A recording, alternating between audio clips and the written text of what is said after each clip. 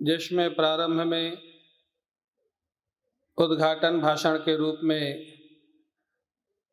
Madhya Pradesh high court के ex chief justice Shri के लाहौटी जी अपने 2 शब्द कहेंगे और उसके बाद हमारे श्रद्धेय स्वामी श्री गोविंदानंद जी महाराज अपना आशीर्वाद देंगे। उसके बाद भागवत कथा का प्रारंभ होगा। मैं कहूँगा श्री लाहौटी जी को माइक दिया जाए और उद्घाटन भाषण के रूप में अपने कुछ शब्द रखेंगे। श्री लाहौटी जी।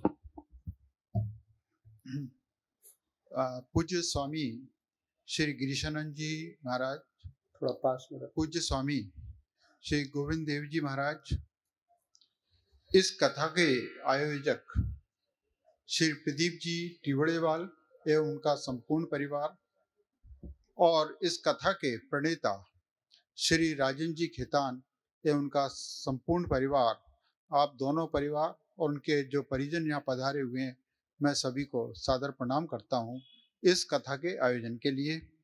इस कथा में जो श्रोता हैं उन सभी को भी मैं प्रणाम करता हूँ, क्योंकि अगले 7 दिन वो जो पुण्य लाभ अर्जित करने वाले हैं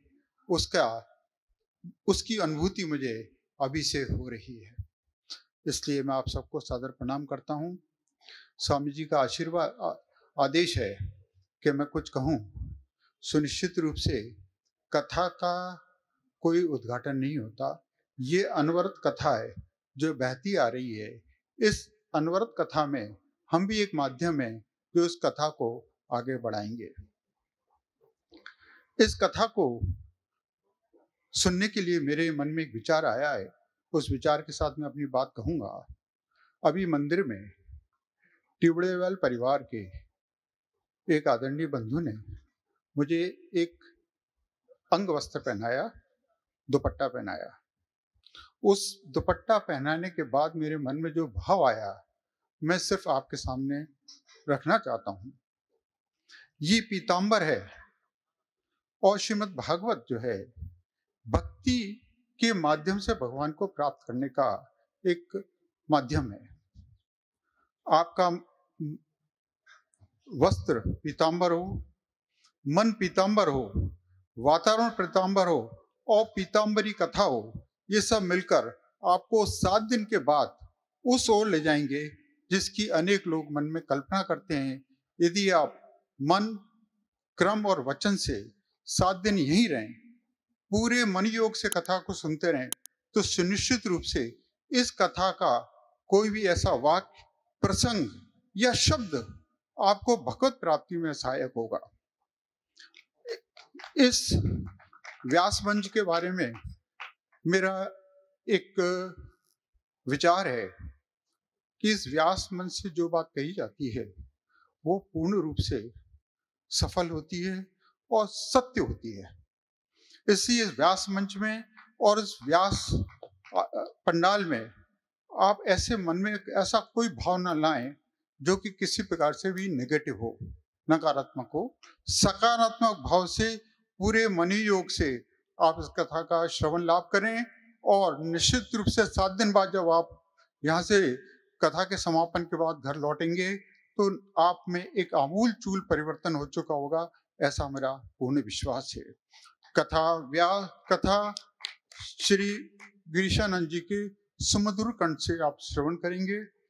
ये कथा जिस समय चलेगी तो ऐसा लगेगा आप सभी एक ऐसे आकर्षण से, ऐसे व्यक्तित्व के साथ बंधे हुए हैं और आपको भगवत प्राप्ति में ये कथा पूर्ण सहायक होगी।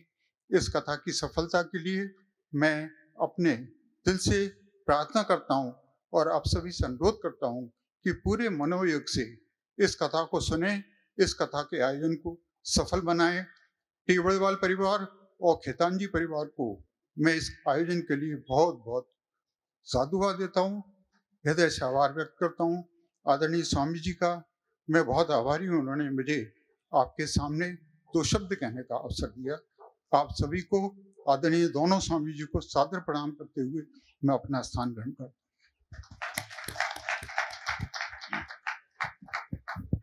बहुत सुंदर बड़ी विनम्रता के साथ श्री लाहौटी जी ने भागवत कथा कैसे सुने और उसका क्या परिणाम होता है ये बताया। तो हमारे श्रद्धेय स्वामी गोविंदानंद जी, जिनके साथ 82-83 से मेरा संबंध है, बड़ा उनका स्नेह है, प्रेम है। हमारे गुरुदेव पूज्य स्वामी अखंडानंद जी महाराज की कृपा हम सभी पर है। ऐसे श्रद्धेय स्वामी गोविंदानंद जी महाराज अपने आशीर्वचन देंगे इस आयोजन के लिए। नारायण नारायण नारायण नारायण।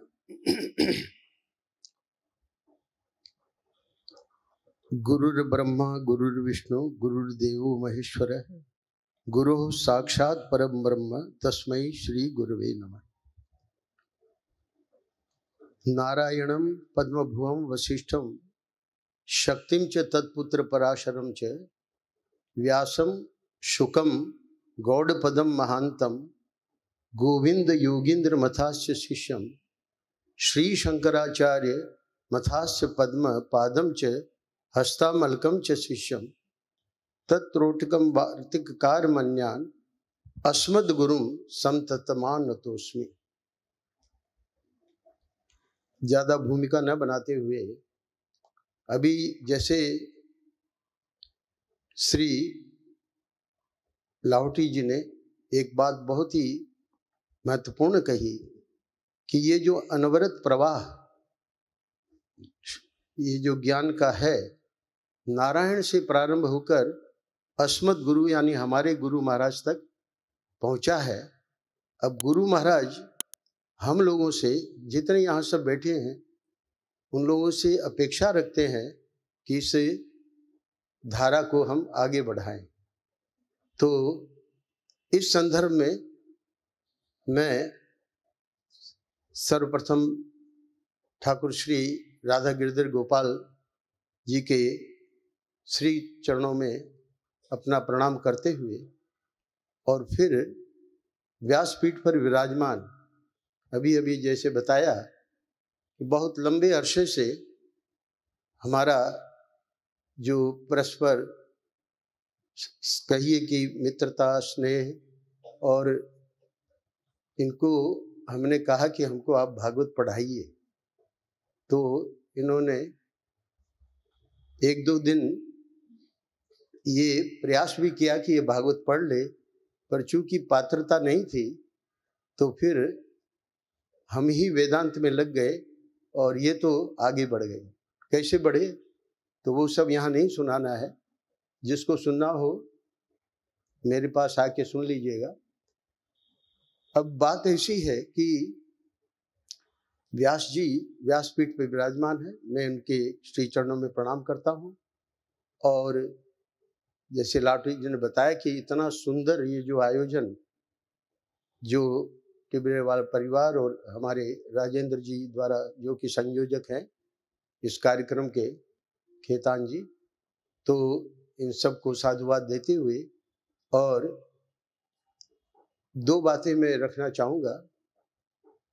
ब्रह्मा जी ने ब्रह्म स्तुति में, जो कि हम दशम स्कंद में सुनेंगे, तत्तेनु कंपाम सुसमीक्षमाणो भुंजान एवात्म कृतम विपाकम हृदवाक वपुरभिर्विदधन नमस्ते जीवेत यो मुक्ति पदे स दाय भाग। दाय भाग यानी उत्तराधिकारी। देखिए व्यास जी ने उत्तराधिकार प्राप्त किया। कैसे किया? ब्रह्मा जी ने वहां सूत्र दिया है, हम और आप भी अगर करना चाहें तो वो उत्तराधिकार इस ज्ञान का, भक्ति का, वैराग्य का कर सकते हैं। पर उसमें करना क्या होगा कि जो भी हमारे जीवन में घटना घटित होती है, अच्छी भी बुरी भी सब प्रकार की, उसको हम एक दृष्टि प्राप्त करें इस सत्संग के द्वारा। ये जो 7 दिन की कथा हम और आप सुनने जा रहे हैं, आप देखेंगे कि इतने सूत्र भरे पड़े हैं हमारे शास्त्रों में। तो ब्रह्मा जी वहाँ एक ही पंक्ति में कह देते हैं कि उसका ईक्षण करने से काम नहीं बनेगा। कहते हैं कि समीक्षण अच्छी तरह से उसका ईक्षण करें, उससे भी पता नहीं लगेगा कि इतनी जो दुखप्रद घटना है ये कृपा कैसे हो सकती है। तो उसके लिए हमको क्या करना पड़ेगा? सुसमीक्षण। हनुमान जी को कहा गया कि आप तो भगवान के दूत हैं और ये लंका में जो लातें लगा रहे हैं राक्षस लोग, आपको कुछ नहीं लगता कि ये तो बड़ी लज्जा की बात है एक दूत के लिए? तो हंस पड़े, बोले कि नहीं, बिल्कुल नहीं। करन चाहूं मैं प्रभु के काजा, मुझे कोई लज्जा नहीं है, क्योंकि हमको तो प्रभु का कार्य करना है। तब ये जो भी हो रही है घटना, हनुमान जी को वो दृष्टि प्राप्त थी, सुसमीक्षण। वो बिना किए, भले कितना भी हम सत्संग करें, कितने भी सप्ताह सुन लें, पर रहेंगे वहीं के वहीं। इसलिए हमारा भी कर्तव्य है। व्यास जी तो अपना प्रयास करेंगे ही, वो तो उन्होंने जो परिश्रम किया है वो मुझे पता है, और भी लोगों को पता होगा, पर चूंकि हम बहुत ही निकट थे, भागवत में जो आपने परिश्रम किया है आश्रम में रहकर, अद्भुत है। इनकी विद्वता लोग नहीं जान पाएंगे। गौड़ीय संप्रदाय के जितने टीकाकार हैं, विश्वनाथ चक्रवर्ती जी, सनातन गोस्वामी, जीव गोस्वामी, उनको इन्होंने पिया है प्रत्येक अध्याय में, और प्रतिदिन 15-20 श्लोकों पर आनंद वृंदावन में कई वर्षों तक इन्होंने ये प्रवचन किए। और उसका परिणाम क्या हुआ कि वो जो भक्ति है, वो जो ज्ञान है, वो जो वैराग्य है, वो आपकी रग रग में है। बाह्य इनको, इनकी जो शैली है, इनका जो रंग ढंग है रहने का, लोग नहीं पहचान पाएंगे। हमारे गुरु महाराज के लिए कहते थे कि ये तो कोई साधु जीवन नहीं है। वहां उस समय के लोग कहते थे, टिप्पणी करते थे। तो एक शिष्य थे उनके वृंदावन में, उनको कहा कि तुम किस जगह जा रहे हो, वो तो कोई साधु है ही नहीं। तो गुरुजी ने कहा कि वो तुम्हारे जैसे अश्रद्धालु लोग जो है, उनको दूर रखने के लिए ऐसी लीला करते हैं। तो श्रद्धा के बिना हम महापुरुषों को नहीं समझ पाएंगे। आइए, क्या कहते हैं ब्रह्मा जी आगे कि ये सुसमीक्षण तो हमारे सबके अधिकार की बात नहीं है। तो बोले कि इतना तो कर लो, तत्तेनु कंपाम सुसमीक्षमाणो भुंजान एवात्म कृतम विपाकम। एक विकल्प दे दिया कि अगर नहीं कर पाओ तो इतना तो मान लो कि ये जो कुछ आया है वो हमारे कर्मों का ही भोग है। फलदाता ईश्वर है और कर्मों का भोग हमें मिलेगा ही। अगर अच्छे कर्म किए हैं, पुण्य कर्म किए हैं, सुख मिल रहा है, मिलेगा। और यदि किसी कारण से कोई गलत कर्म हो गए हैं तो वो दुख के जो भोग हम भोग रहे हैं, उसमें दोषी किसी की ओर उंगली न लगाए, उंगली न उठावे कि इसका दोष है कि मुझे ये दुख प्राप्त हो रहा है। तो कहा कि चूंकि फलदाता ईश्वर है और उनका कंप्यूटर, सुपर कंप्यूटर, उसमें वायरस नहीं है, उसमें किसी प्रकार की गलती नहीं होती। तो ज्यादा लंबा न करके तीसरी बात वो कहते हैं कि ये तो आप कर लेंगे, पर जो मोस्ट इंपॉर्टेंट है वो है इंटीग्रिटी।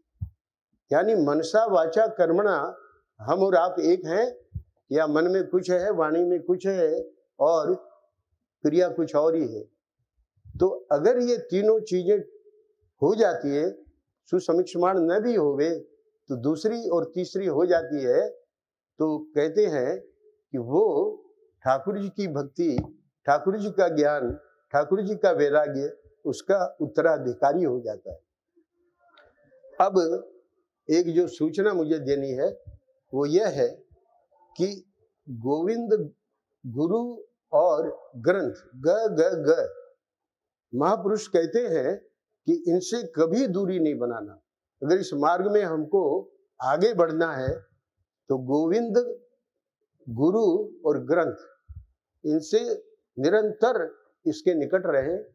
तो देखिए, सदग्रंथ खेतान जी ने सुझाव दिया कि महाराज श्री के ग्रंथों का यहाँ स्टॉल भी लगना चाहिए।